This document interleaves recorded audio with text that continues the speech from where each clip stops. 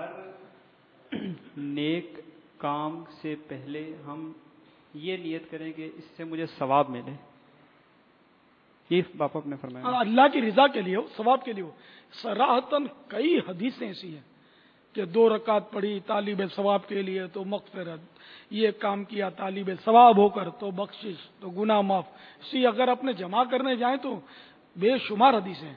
جن میں صراحت ہے۔ اب جن میں صراحت نہیں ہے اس کا مطلب یہ ہرگز نہیں ہے کہ اب اس پر ثواب کی نیت نہ کی جائے۔ خالی ثواب کی نیت تو وہ 2 رکعتوں پر ہی ہے، فرض نمازوں پر نہیں ہے ثواب کی نیت، یا ثواب کی نیت تو صاحب وہ نماز کے لیے زکوٰۃ پر نہیں ہے، لیکن زکوٰۃ پر بھی نیت شرط ہے۔ زکوٰۃ بھی اٹھا کے دے دی اور دل میں بھی نیت نہیں ہے زکوٰۃ کی، تو زکوٰۃ تھوڑی ہوگی۔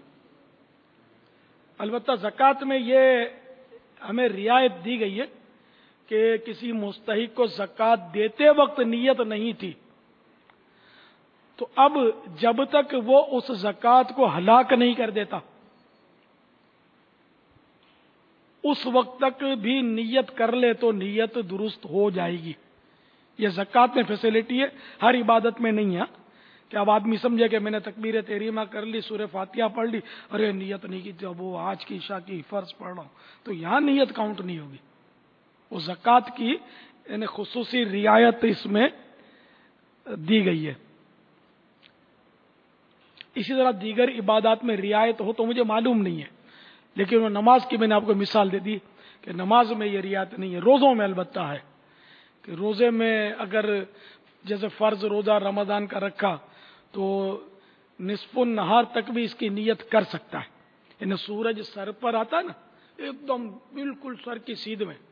اس کو زہوہ کبریٰ بھی بولتے ہیں اور نصف النہار بھی بولتے ہیں۔ اور جب یہ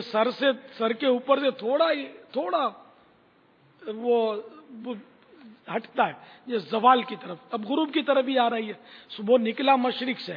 مگر اس کی اب یہ رخ اس کا مدینے کی طرف ہے ہمارے پاکستان میں،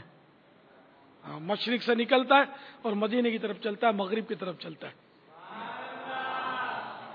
اور چلو اب یہ بات پر بات نکلی تو یاد آیا مجھے کہ وہاں مدینہ شریف میں بھی وہ جو مشرق ہے نا